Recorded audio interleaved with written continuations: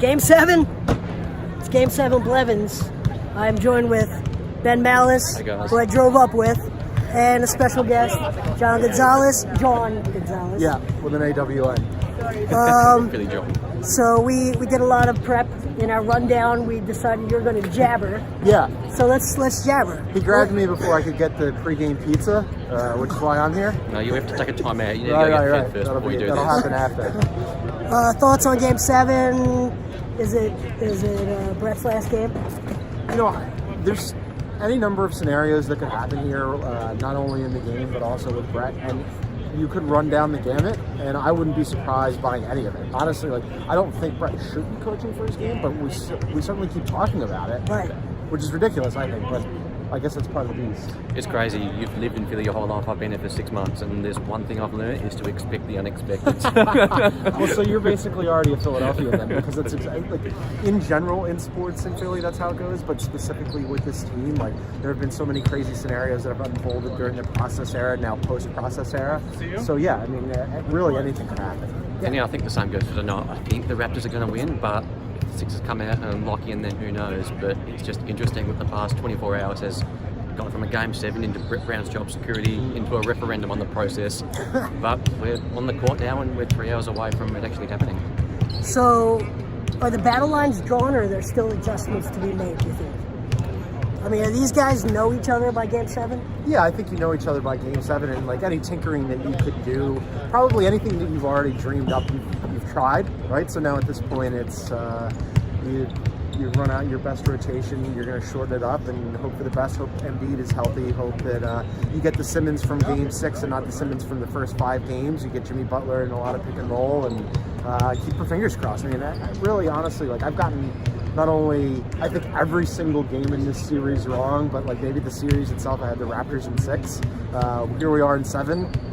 Just one big shoulder shrug. You sound smart compared to me. I said the Raptors in 5. So We deleted those. yeah, those don't We exist deleted all anymore. those. I think it's boring, but the Sixers just have to not turn the ball over tonight, and it's Game 7. And if they can keep control of the ball, they have a chance. But in terms of your question with adjustments and game plans, these teams know each other. They knew each other halfway through the series, and you talk about happening in Game 5 when the Raptors blew them out, or vice versa happened in Philly 2 nights ago. It's not rocket science what led to that happening. The winning team got out in front, forced turnovers, and got out in transition, and it went snowballing from there. So I think it's a boring, cliche thing to say, but I think the answers to who wins this game tonight are quite simple. Yeah, I think I mean, what I'll be looking at early on is how mobile is Embiid, right?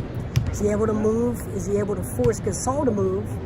And is he able to guard Siakam? And if those things are there, and he's able to play 40 minutes, it's hard to see. He's a plus 80, by the way. It's crazy. It's crazy. He's plus 40 in Game 6. Like, and you know, In an 11-point win. and I think it speaks more to just like how much they need him, like all the surrounding complementary pieces around him need him to be on the floor, because I don't think he particularly played that great in Game 6. I thought he was fine. He was fine. But when he's off the floor, everything changes. I think it's just like just having him available and on the floor makes him a completely different team. I think so. And it also, and this is where I fumbled that question after the game with Brett, and he was surprised by the question, but I think it also gets in the other team's mind. As soon as he comes off, there's a sigh of relief, and they track meet right to the rim. They feel much more comfortable about their shot selection when he's not there. Yeah, and like you said, John, he just gets in the right spots defensively, and that's all he did. Well, not all he did on Thursday night, but that was the simplistic magic to what he did Thursday night. He was just in the right spots defensively, and we see the tire fire that is the reserve 5-man rotation when he goes out of the game. So your point about him playing 40 minutes tonight, Jason's warranted. He can't get foul trouble early on, and hopefully his knees can hold up and play 42, 41 minutes of effective basketball, because I think they're in big trouble if that doesn't happen tonight. If you're the Raptors, who needs to have a big night tonight, besides Kawhi? Siakam for sure. I think he'd like to get something out of Lowry and Gasol.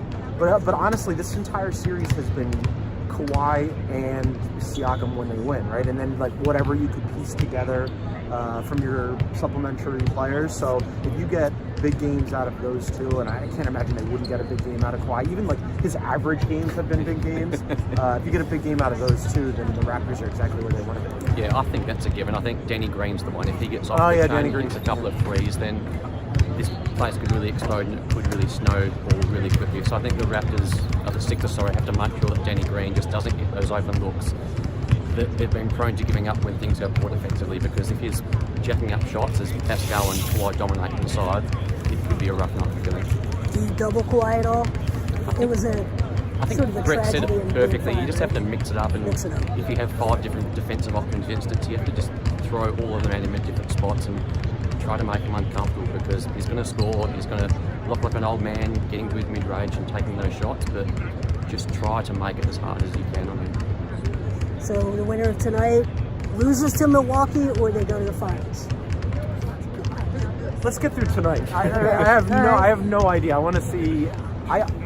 We've come this far, so I'll take the Sixers tonight because we're on a plane to Canada, and here we are in Toronto, and like I said, I've gotten this series completely wrong.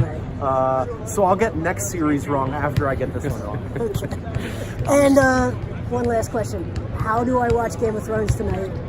North of the border, I haven't figured it out. I don't know if you can, because every time I go to use anything, Right. it says that you're out of country, so you can. I'm like, that doesn't really even count. Like, we're just on the other side of like some imaginary line. I should be able to use all my shit, but I can't. Amazing. Yeah, well, I don't watch Game of Thrones, so sorry, Jason, it's your problem, not mine. Stay off Twitter.